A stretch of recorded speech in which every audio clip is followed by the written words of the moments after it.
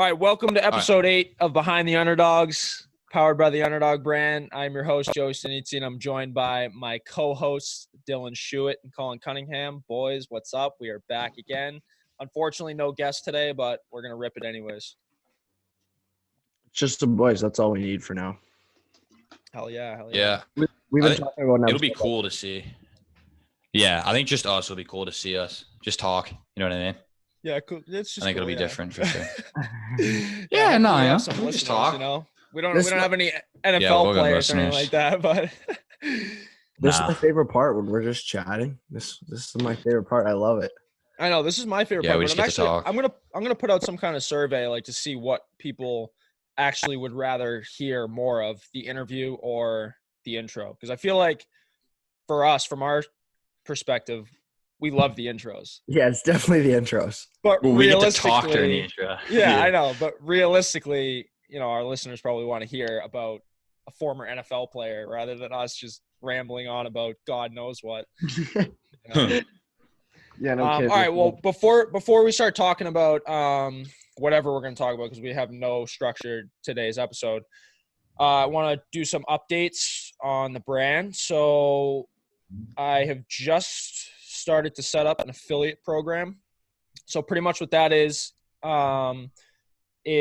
each person who signs up to be an affiliate, you're not accepted right away, so we have to review the account and everything like that, but you get 10% commission on total referral sales when a customer makes a purchase through your affiliate link or uses your coupon code. So it's pretty much like an incentive to share the brand, share the movement, and just like make the community bigger and bigger and bigger, while simultaneously you're making money off of your friend buying a sweatshirt or whatever it is.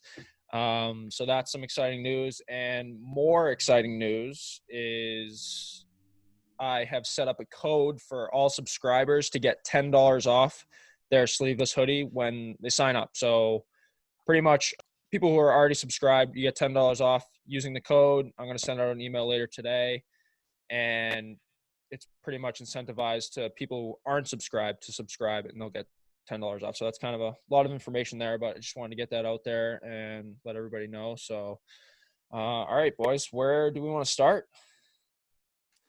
Let's give a little update. What's going on? So Yeah, what's up? Why don't we start with you? What's going on in your world lately? Me or Colin? Yeah. You talking to? Oh no, we're starting with you, Joey. All right. I'll start off. Pretty much this summer flew by. I didn't realize until today, but I have a week left in summer training. It's insane. Yeah, I know. Like, where the hell did the summer go? It's the middle of I August. know. Like, I just got back. It was the start of July. Dude, we had 6 months of the off season, and it felt like the shortest summer of I all know. time. Yeah. So, pretty much, yeah, I'm stunned in that point, but off of that point, I am having some hip problems with it. I noticed that you just shared your screen. I saw your other thing was hip impingement. So what do you got on? Well, yeah. So I'm set up for an MRI actually next week on my hips and knees. Oh my! Because my hips are starting to go, it's going to be a battle. Like every goalie, I feel like every goalie's got the surgeries. I mean, Rick DiPietro, you definitely know who Rick DiPietro is, but Colin, have you heard of Rick DiPietro by any chance? No, I haven't. Hockey guy? No. Yeah, so I'll give you a little background just so you know. So he was a stud goalie. I'm not sure what overall pick he was, but he was picked in the first round. And he honestly might have been first overall, if I remember correctly. And he signed like some ridiculous deal, 15 years, 16 years, whatever it was. And within the first few years, you pulling up the stats or whatever it is?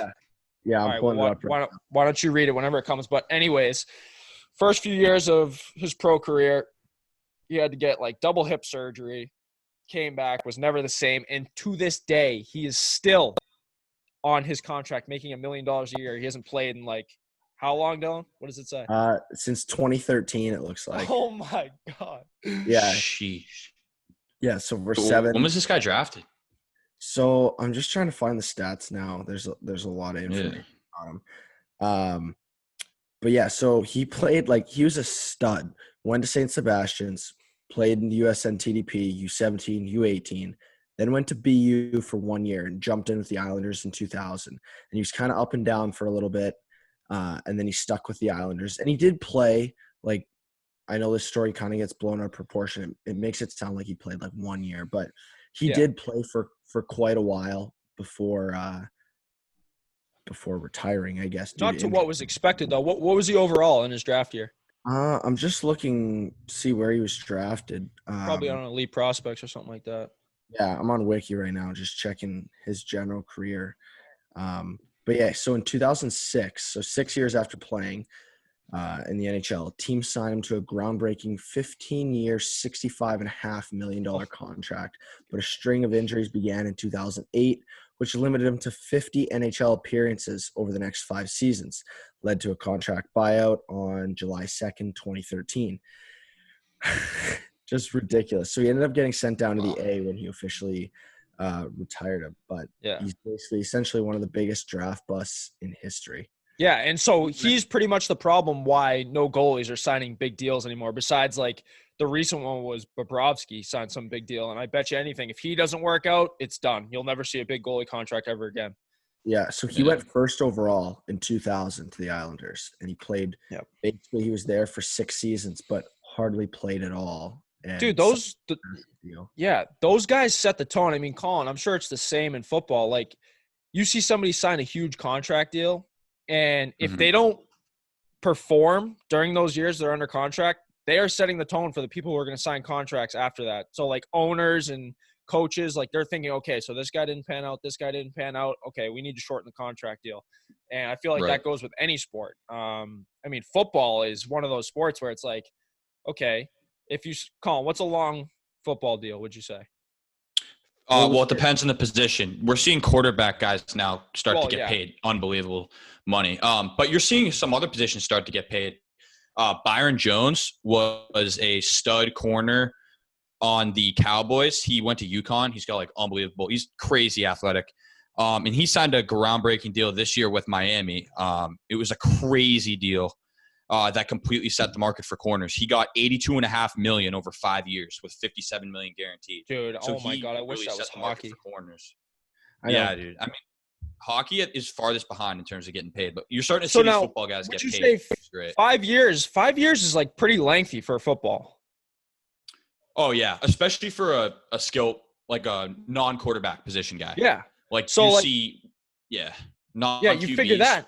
But then – so football is risky because obviously, I mean, once again, it's any sport. Like hockey, Christ, you could take a skate to the neck. Like what's that guy? Was it No, it wasn't Malarchuk. I forget.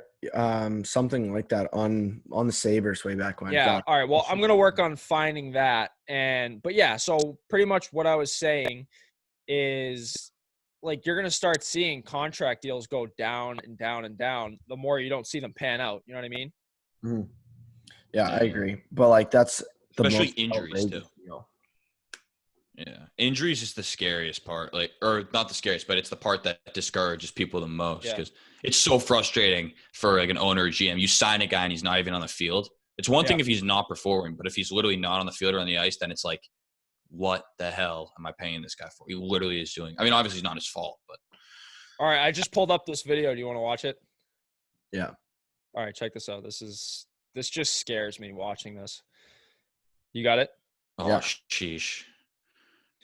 What year was this, Joey? Does it say? No, I'll have to look. Oh, Malarchuk, 100%. Yeah, Malarchuk, yeah. Let's see how far up. This is a pretty long video, I feel like. Okay, yeah, it's coming up. Yeah. Right here. Oh, my God. Ooh. Just wait. Oh, my God, there's so much blood on the ice. I know. All right, so our I know. So our people not listening on Apple Podcasts will be able to see this in video, but just to give some insight, pretty much this guy was driving the net and it was just a broken play, crashed into the net, lost an edge, and his skate went right by his neck, and it cut it wide open, and it was pretty much just splurging onto the ice. But, yeah, so that's that. Colin, now you understand how bad that is, but that's what I mean. Like, anything could happen in any sport. Yeah, so now tying this back in, Joey, obviously goalies, a very vulnerable position, prone to injuries. And now fill us in on the rest of what you got going on. Your hips are starting to go, so now you're getting 2 MRIs.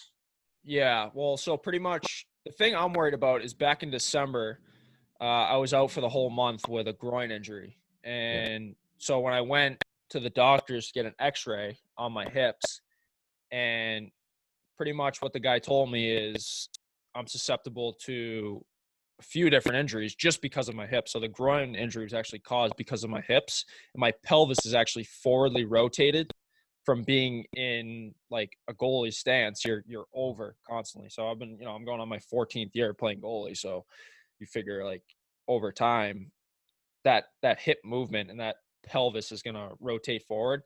And so now hip impingement is pretty much, I'm going to read what the definition is, but so hip impingement, oh my God, also known as blah, blah, blah, scientific name, is a condition in which there is an abnormal and wearing contact between the ball and socket of the hip joint. So that's pretty much what I'm dealing with. So, and you see a lot of kids, I mean, even our age guys, like they're getting double hip surgeries, double knee surgeries. So it's pretty much just like being careful, making sure I'll be good to go, No kidding. Dude, I don't know. Like, I don't know how some of those goalies do it. Ones that have been around, a long time. Look at Lundqvist even. Like, he's been in the league for over a decade now. It's like, man, how do they do that day in and day out? And like Luongo finally retired. He's another example. Like, how did he do that for all those years? Like I don't even know. It's incredible. I don't know. You can tell though, like their hips are tight, man. Yeah. Like just based on how they play, like you can even see it. Yeah. But Colin, so we're gonna move on here. And Colin, you were mentioning before the interview about a past episode that we were talking about. You want to talk about that? Yeah. So a few episodes ago, I forget exactly which episode it is, but for our loyal listeners, they definitely remember this. When we had the episode about just mental performance in sports, I was talking about Daniel Bard, who is a major league relief pitcher who prior to actually this summer had last pitched effectively in 2013 with the Red Sox. And then I was talking about how mental problems can just build up in sports. And so he hit one batter and then it turned into hitting two batters, three batters. And he just lost it mentally. And he was out of baseball after 2013. And he basically unofficially retired for a few years. And just this past year, back in like late 2019, early 2020, he decided he wanted to make a comeback. And has been working, I think, for a few years with a mental coach. And he decided to make a comeback, signed a minor league deal with the Colorado Rockies, then made their 40-man roster, which for our listeners that don't know, are the only people that are playing this year because of Corona. There's very limited roster sizes for all the teams. And so he made the 40 and then got called up to the actual major league team and got his it was July 25th, pitched 1 1/3 scoreless innings in relief and got his first win since May 29th, 2012. And then just passed on August 11th, he got his first save since 2011.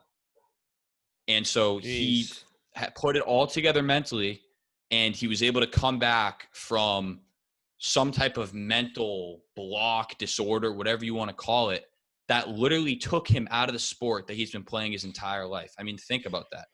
And he just came back and mentally basically had to teach himself how to throw a baseball again and how to deal with the pressure of being a major league pitcher. And now he's back and he's pitching effectively for the Rockies in the major league. I mean, if there's, I don't know a better underdog story than that. You know what I mean? So I thought I'd update our listeners on that. Yeah, absolutely.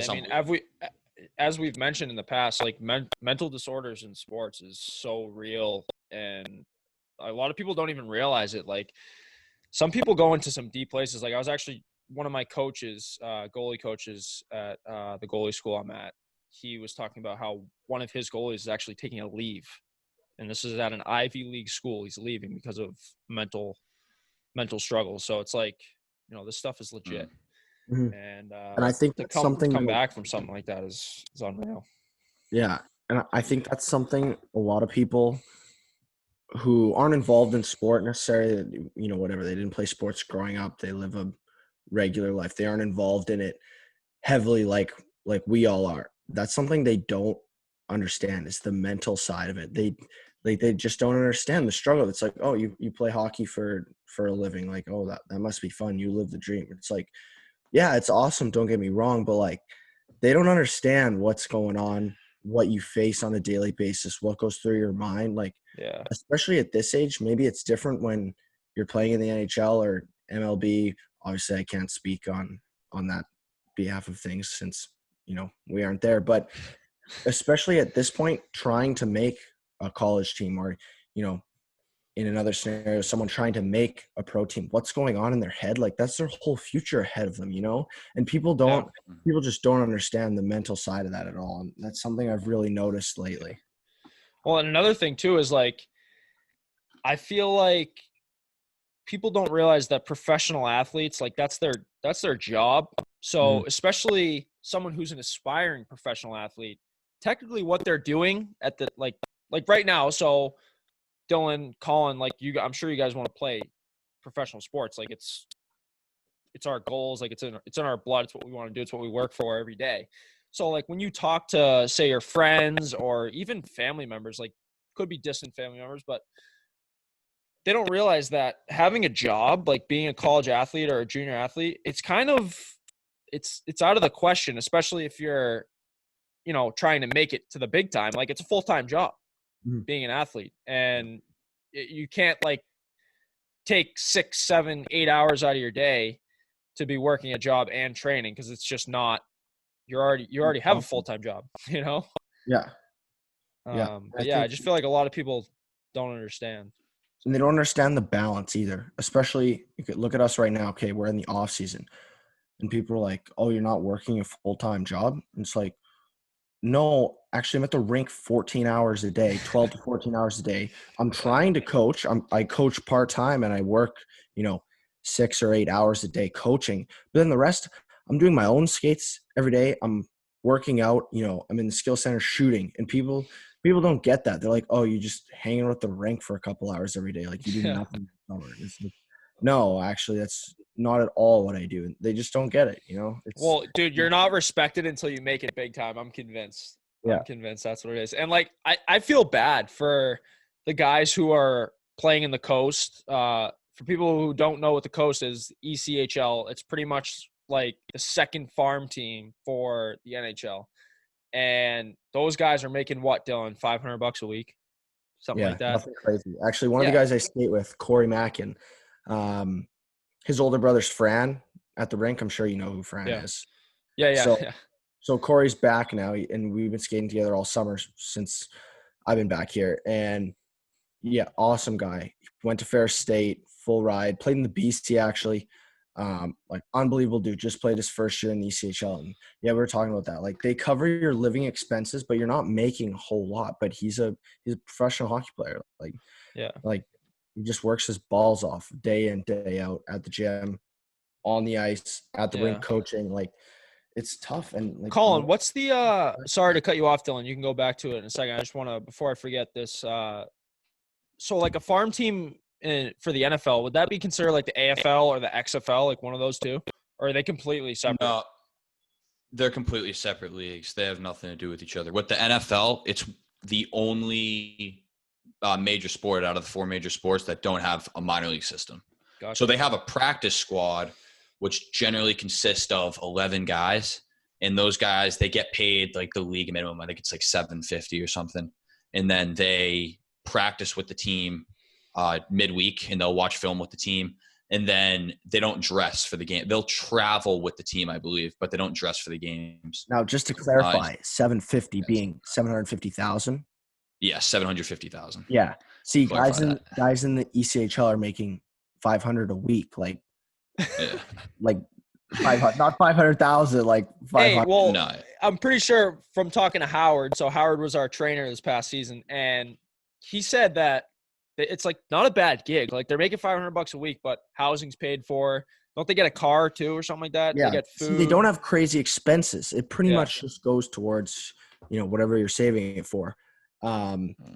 It's all about the journey too. Like that's not your final destination if you're playing in the ECHL. Like that's just a stop on the way. So you hope so. So I mean, there are some guys that's it. You know, you play D1, you kind of tapped out, you maxed out your potential on the coast. But like a guy like Corey, not a chance.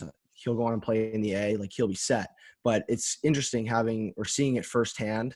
You know, playing. So he just played his rookie year in the coast, and you get to listen to the stories and just kind of listen to what he experienced being a D1 athlete, like exactly what I want to do.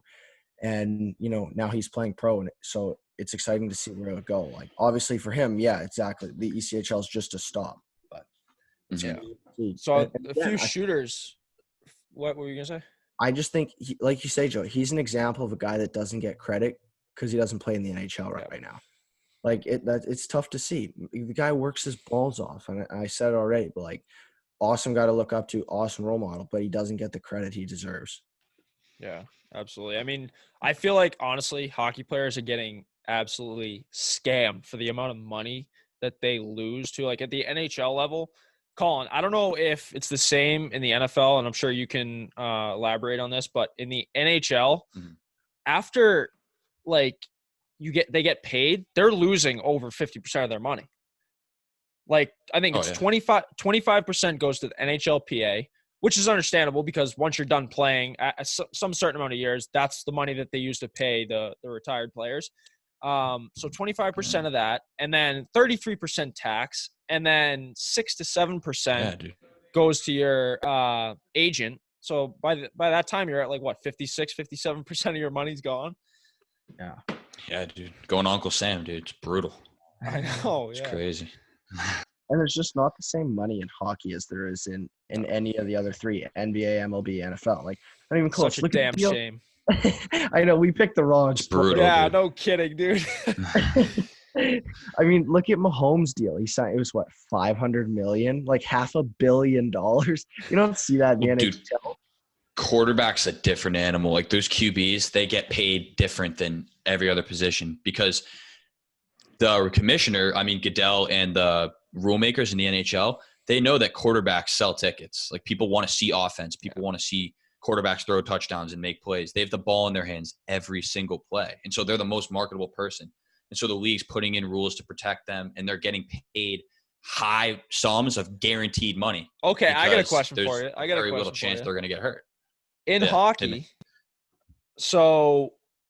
I'd say the relative player to a quarterback would be a goalie, right? It's pretty much its own sport within the sport. And goalies make dog shit money. Absolute dog shit. Even the starters, like what is the highest paid goalie make? Like 10 mil, and then after that it's like 8, 5, 4, 3, and it just tails off big time. I think Bobrovsky signs the biggest one. Yeah. Vasilevsky's close behind. And Price too. Price is still rocking a huge deal too from a couple years ago. But yeah, you're right. After the big, like your top dogs, it really drops off. Big time. Big time. But just as a whole, though, there's not the same money in hockey as there is in any other sport. And like, okay, Mahomes, yes, clearly an example, wins the Super Bowl in his rookie year. Yeah, yeah. And like you say, Colin, quarterbacks are a different animal. But like a $50 a year deal versus McDavid at the league high at $12 million, like $50 to $12 million for the two best players in their respective sport. I can't believe I just said that, but no, it's crazy. Crosby's still better. But still, you know, it's just ridiculous. Like, okay, look at Crosby. He's making $8.7 million. Yeah. Well, he took pay cuts. He took pay cuts because he wants better surrounding players, which is understandable. I mean, what a guy. Class act. Exactly. Again. Do you see that in football, Colin? No. You rarely see it. You do see it sometimes.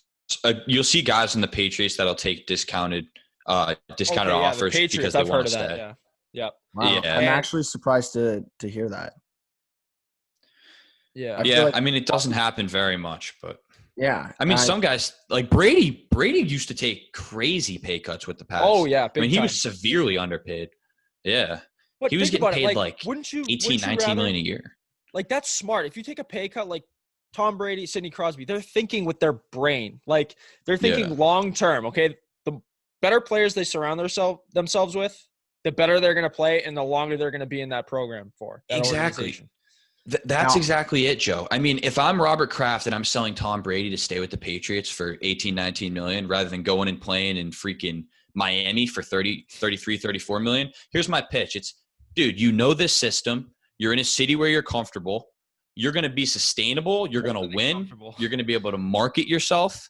You know what I mean? And based on sponsorships and sustainability and the length of your career alone, you're going to be a better player with a better legacy, with more opportunities, and you're going to win versus $11 million more where half it's going to Uncle Sam anyway. And that's could be your last deal because you're in a shitty situation with a shitty coach and shitty players around you in a city you don't know. And hey, plus this is the same thing that we were talking about before. Being with the same organization, you're creating bonds with teammates that increases your performance. Like playing on a team where you don't know anybody is a huge difference than playing on a team where you're best buds with everybody around in the locker room. You know what I mean? Huge adjustment. So yeah. Now I'm going to make a super bold statement here, and I don't really care. I think generally speaking, now I'm not saying every single one is like this, but generally speaking, I'm going to say that the hockey culture is less selfish, more selfless, and about the team than any other major sport. I'm going to go on a limb and say that 9 times out of 10, the hockey culture is the least selfish out of the four majors. When that happens more often than not, I'm going to say, where NHL players will take a pay cut because of the team. Look at the team in Pittsburgh. I'm going to say that Pittsburgh was a dynasty. They won the cup. They went to the cup in 08, won it in 09, back-to-back in 16, 17. They're a dominant force every single year. This year was maybe talk of the end, but who knows? But look at their core. Crosby took a pay cut. Malkin took a pay cut. Yeah. Fleury did when he was there. Letang did on the back end. Disgusting team. Kunitz did too when he was there. Now he's the most active. There's a prime example. I'm so glad you brought that. Chris Kunitz, 4-time Stanley Cup champion, has the most active Stanley Cups of anyone in the NHL. Wait, was he the one who had the stroke, or was that was Letang, right? Stroke. Yeah, dude. I'm gonna pull it up and keep talking. No, that was Dublin, I think. No, I can't say that. You're right, though. Keep talking. I'm gonna look it up. Okay. I don't think it was either one of them, but you're right. Someone did on the Penguins. But back to what I was saying, like Kunitz, most active Stanley Cup champion. Why? Because he took a pay cut to play for a team he knew he could help win. They brought in the right guys. They all didn't care about the money. All they wanted to do was win because they were a part of a team, a part of something special. They didn't care what they were making. Like it didn't matter to them. All they wanted to do was win. And look how that turned out for them. Now you see these young guys coming to the league wanting 13 million. Look at the Leafs. Look at the Leafs. The Leafs top line. Now, Colin, I don't know how much you know about these guys, but Leafs. There's Tavares, Marner, and Austin Matthews, right? Exactly. Yeah, Collins is a sports guy. He knows. He's got it. Yeah. Those three soaking up between the three of them, it's something ridiculous. Like, I think they're each making about 12 million. One of the other is a little higher, and the other one's a little lower. Then you look at the Bruins top line of Marchand, Pastrnak, Bergeron, equally as dominant and offensively gifted. They're making like an average, I think it's 6 million. It's ridiculous. They all took pay cuts. Pasta took a crazy cut, 6 million a year. 636 for Pasta is a steal. Dude, he's a $12 million player, and he's making half that. Exactly. Well, hey, and then you also have your guys like Lion who was being a little bitch about money. So you definitely have your mixed bag of guys who are like, all right, I'm going to take a pay cut for the betterment of the team, and we're going to develop as a group, and we're going to win a Stanley Cup. And then you have the selfish guys who are like, I'm a stud, pay me 12 million or I'm out of here. Yeah, you know I think it's more common with the young kids. Now that's tough. And it was Chris Letang, by the way. It was Letang, really? Yeah. Yeah, I thought it was someone else. Wow. But again, I mean, he's a Norris Trophy runner-up this year.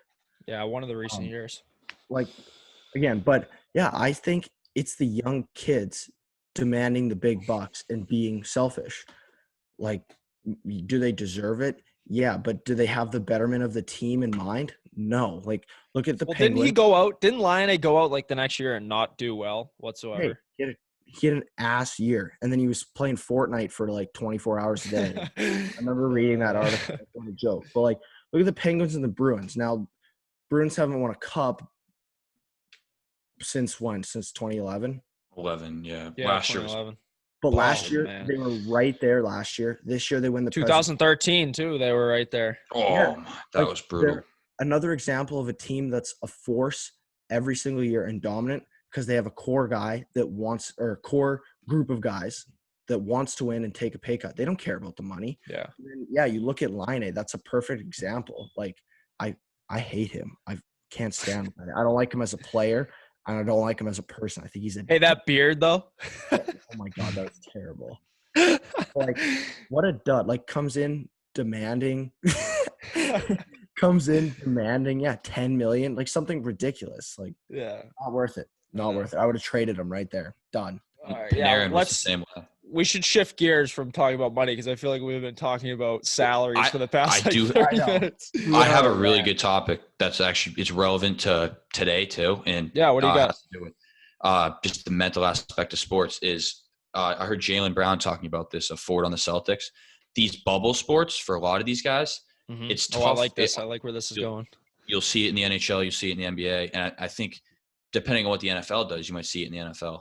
Is with these bubble sports, these guys are really struggling to find mental breaks from their sport because they're NBA is at the ESPN Wild World of Sports and everyone's there. They're all in the same hotel together. The coaches and players are all packed together. And these players are saying it's so hard for them mentally. It's taking such a toll on them mentally because everything is their sport 24/7. You know, whether it's basketball or hockey, these guys, it's all they're thinking about all the time because they can't get a mental escape.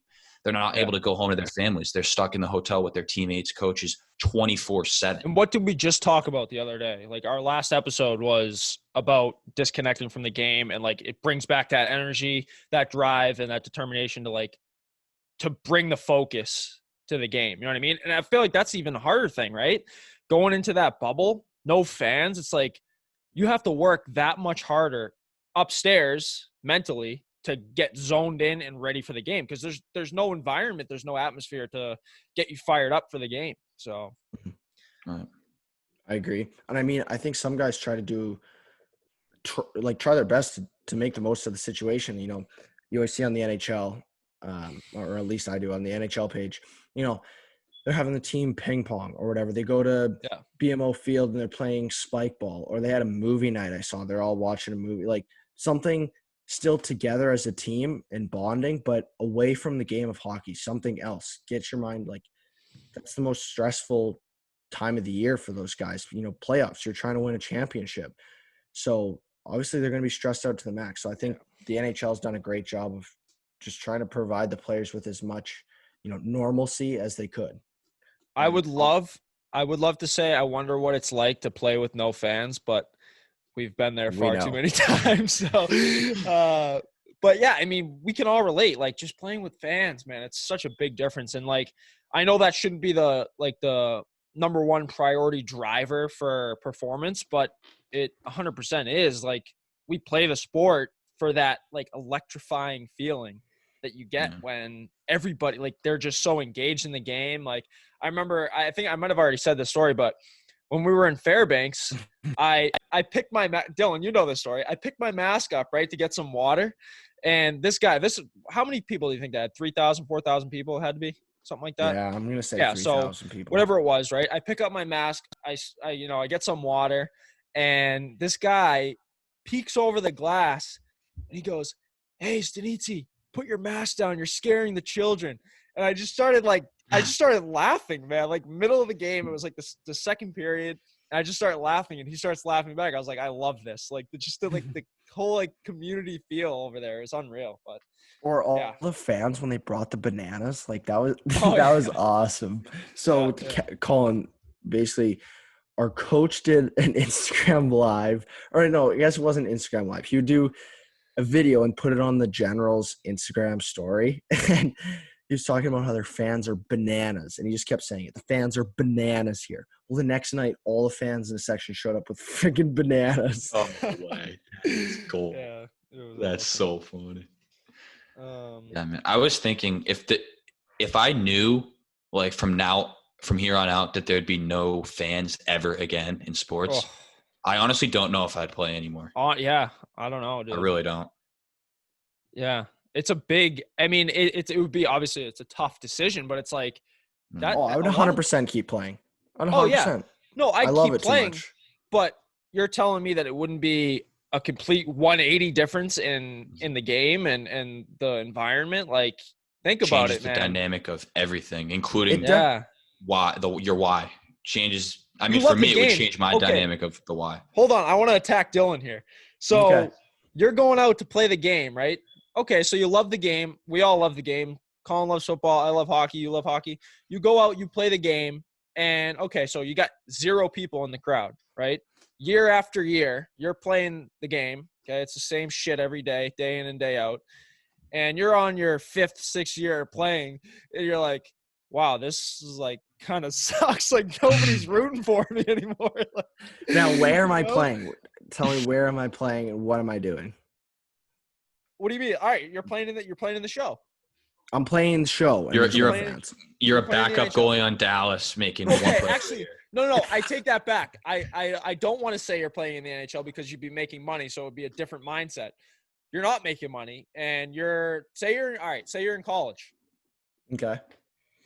100%. Still keep playing. College, no questions asked. I won't even think about it. I would still keep playing. Obviously, that's definitely something that's going to be cool. But like you just said it, Joe, we don't play in front of any fans. Does it make a difference? No, it doesn't. No, because we love being with the boys and we love playing the game. I just love playing hockey. I was just trying to think of the main motivating factor, I think, at that point, it would be you're doing it for the guys in the locker room that are grinding with you, and for your coaches that believe in you. But that's and where if you're having a college a team athlete, community like honoring your scholarship. Mm-hmm. Yeah, exactly. If you don't have a good, strong bond, man, that's tough. That's tough to get through.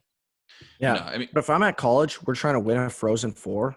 There's something special about being on a team where you're winning games and you're working towards a championship. There's something really special about that. And I mean, in those moments, I guess you do forget about the crowd. But you don't forget about the crowd, but the crowd's a bonus in those games, if you know what I mean. So I don't know. It's interesting. I don't know. I'm not saying I definitely would quit if there were no fans ever again. I don't think you would, but you'd love the game more if you had the crowd. Absolutely. Exactly. Absolutely. I think that goes for anybody. But then again, people don't perform well under pressure. So there's some people who are probably like, oh my God, this is great. I hope sports is forever like this. I hope there's no fans ever again. Like freaking Tuca, dude. Yeah. Like, look at the guys in the NHL. You watch when they score, they're still just as hyped to score with or without fans. They love it because it's a natural instinct. You score, you're pumped for yourself and your team. Like they don't give a shit that there's no fans in the stands. Have you seen those sometimes? Like they go to jump on the glass and they're like, "Oh, wait a second, there's no one there." Yeah, it's pretty funny. No, I think they celebrate and they value the game just as much, especially at that level. Oh, absolutely. Yeah. Still going to be great to get fans back, though. Can't forget it. Yeah. It's common, boys. It's common. It's so weird with the applause and stuff and the cheering when there's actually no one there and it's just on the TV. You're like, all right, just take this off. Like, just let it be what it is because everybody knows it's Corona season. Like, there's no fans. Let's face it. Okay, we don't need to add in fake cheering and fans. Oh my God, it's a joke. But. Colin, I wanted to, this is complete 180 here, but, so you have been on another podcast and I guess kind of co-hosting, I guess you'd say. So how's that been going?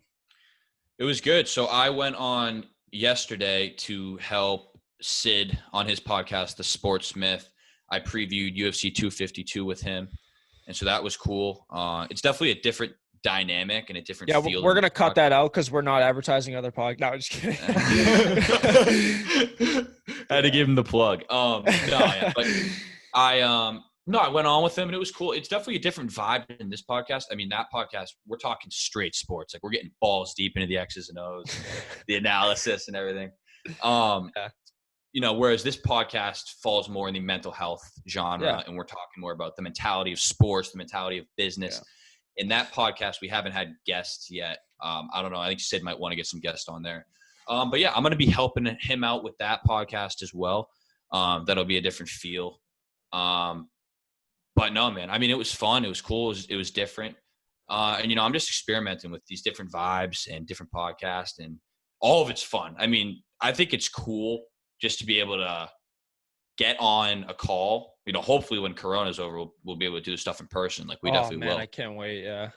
Yeah. But just talking with people and being able to express my feelings or talk about sports or talk about current events, and then just have our listeners be able to relate to that. It's really cool. And I'm really starting to fall in love with podcasting, man. I love it. Yeah. It's a lot of fun. It is. I mean, just to touch on that subject, does Joe Rogan crank out an episode every day? Oh my God. I think so. Monday through Thursday. I think does. It is Monday through Thursday. Okay. Yeah. And he just does the one. There's different types of podcasters too. He just does that one. Whereas a guy like Brendan Schaub, he goes back and forth between, I think, 4 podcasts. He does Below the Belt, Fighting the Kid, and King and the Sting.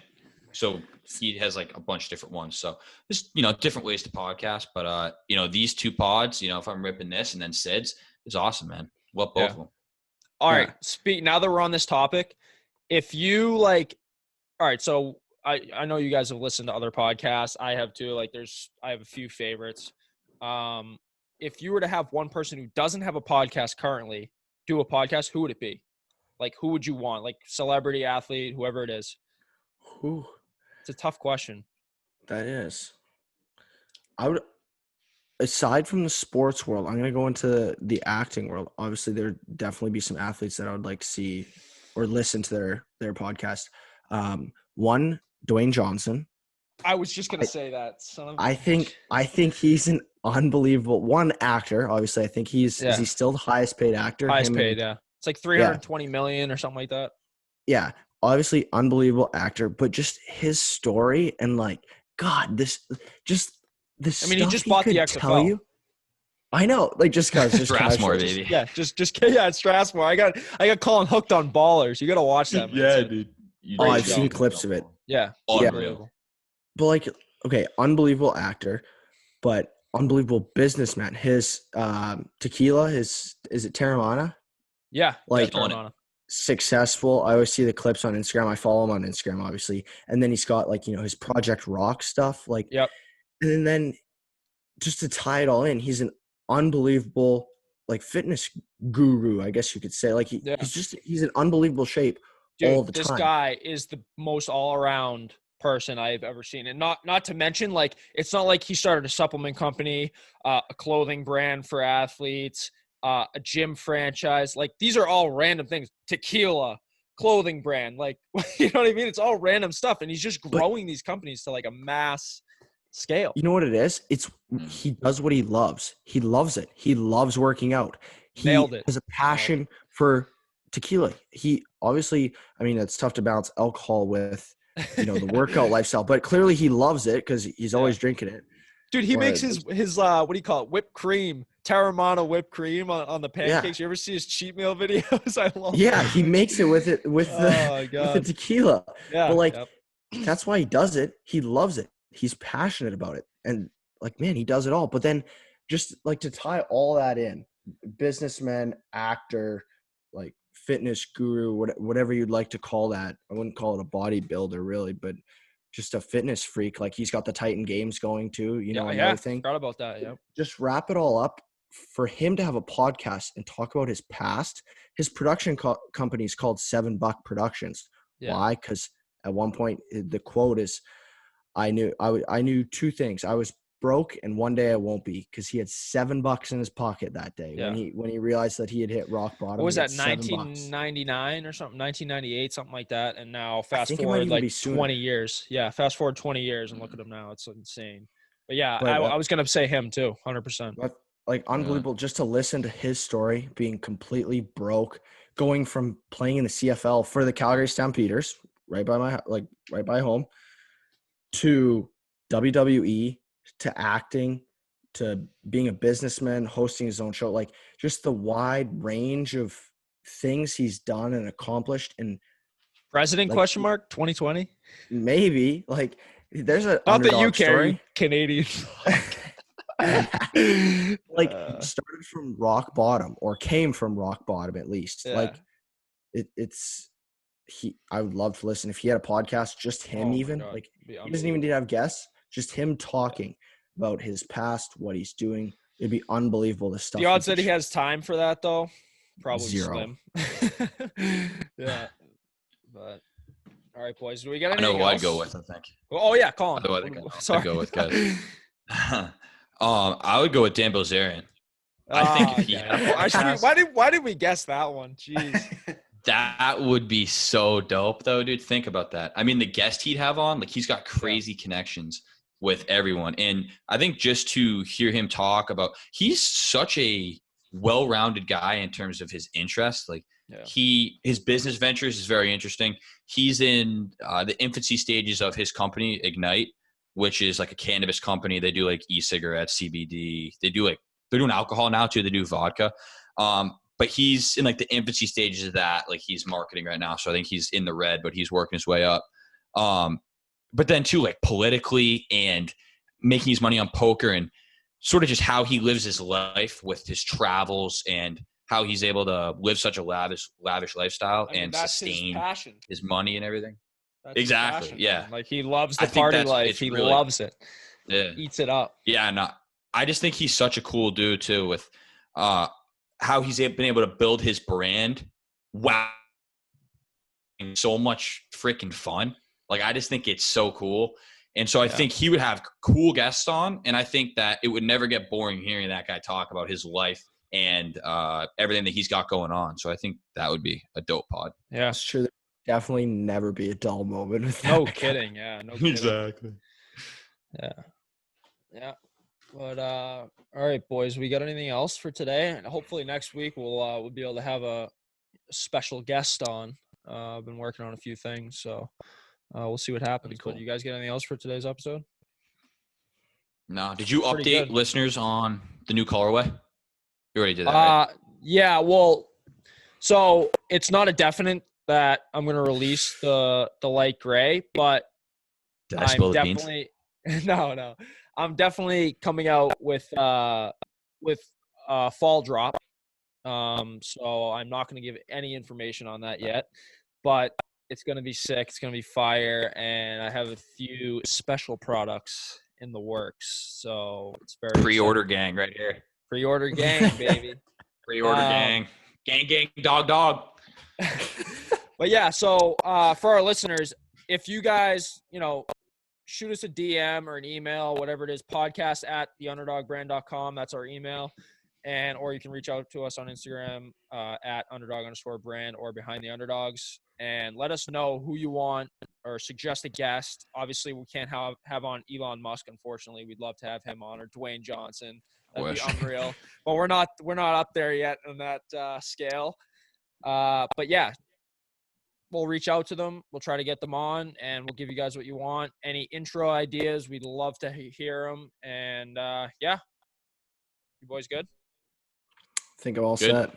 All right. Well, we will see you guys listeners. next week. Thank you, listeners. Be nice to each other.